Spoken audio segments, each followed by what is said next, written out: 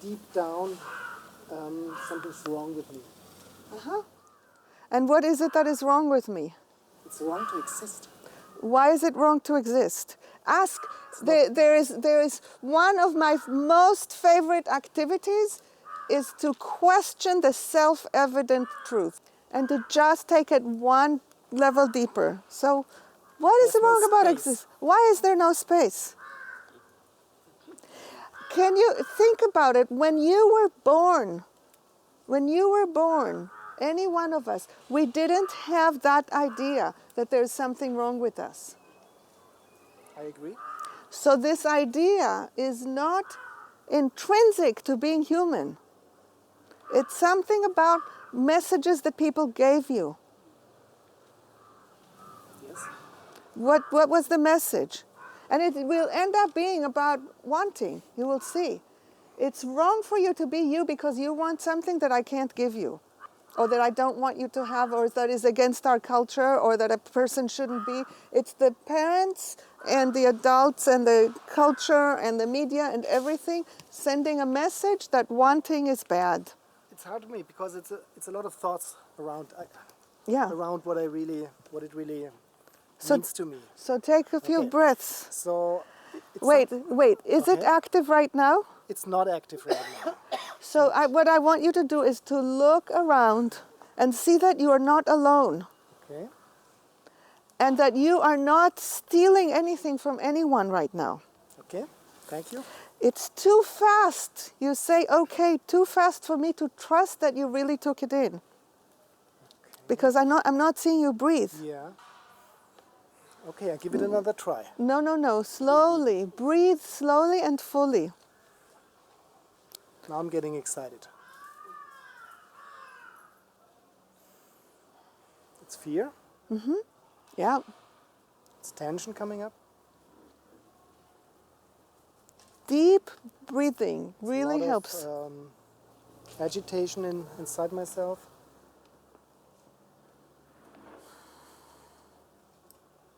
Something about trust and safety.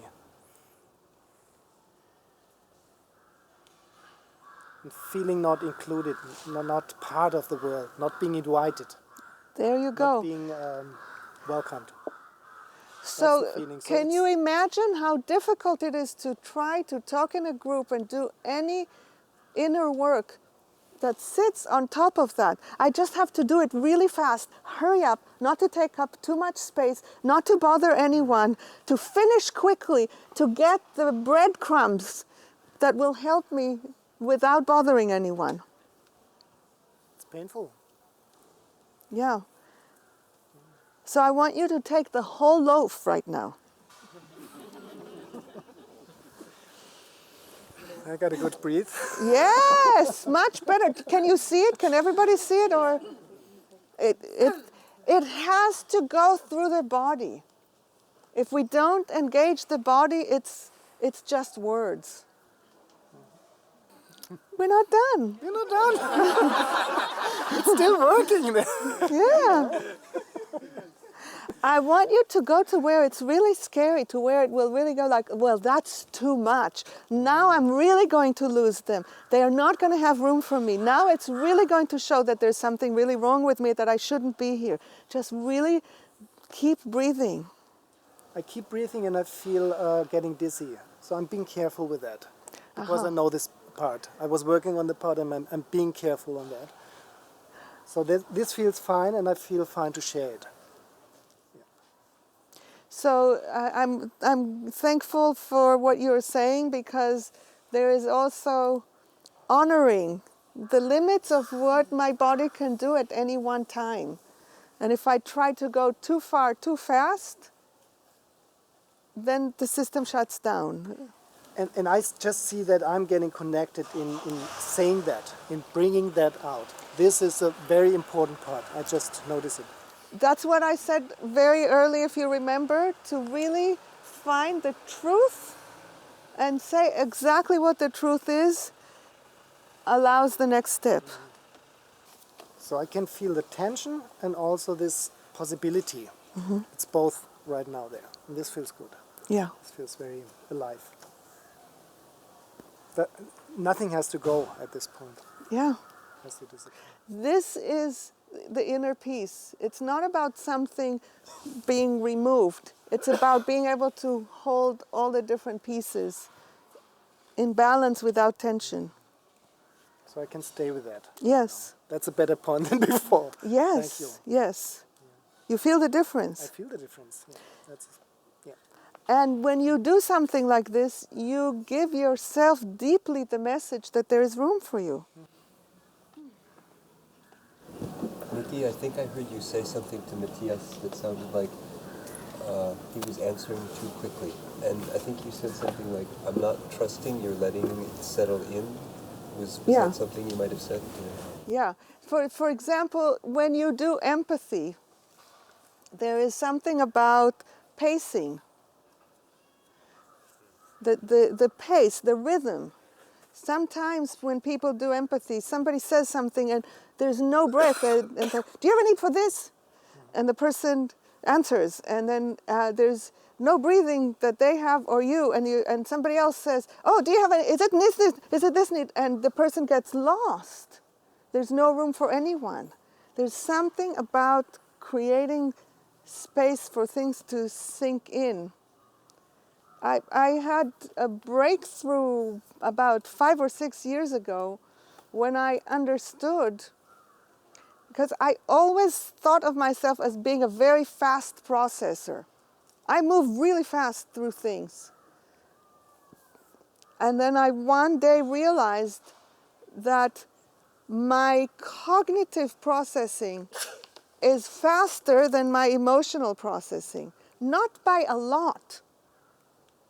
I now know that it takes me about 10 or 15 seconds to make full contact inside. But if I don't give myself those 10 or 15 seconds, I'm always behind. I will just process cognitively and leave myself emotionally behind. So making that space to catch up with the emotions is essential. Otherwise, NVC becomes an exercise in words and mind and theories. Just want to add something to Jason said, what my experience was, what you did. I was getting aware for myself of the pattern I was still in. Mm-hmm. So that was the most important point for exactly. me. I couldn't get aware without this kind of... Exactly. Thank you for saying this is exactly the thing. We stay in the pattern without seeing it.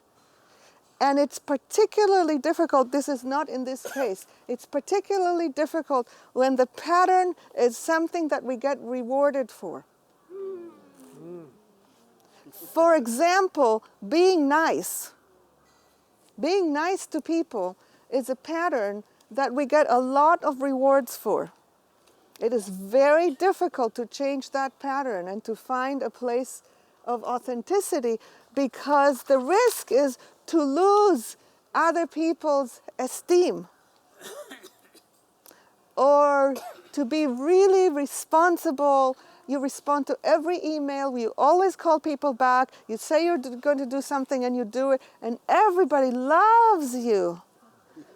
And then you realize that you're creating so much stress for yourself, so you try to do less, and then everybody gets angry at you. But somebody else that always doesn't respond, they don't get angry at them, so then you become resentful, etc., etc. So it really takes a great deal of commitment to freedom to be willing to suffer the consequences of the choices that we make.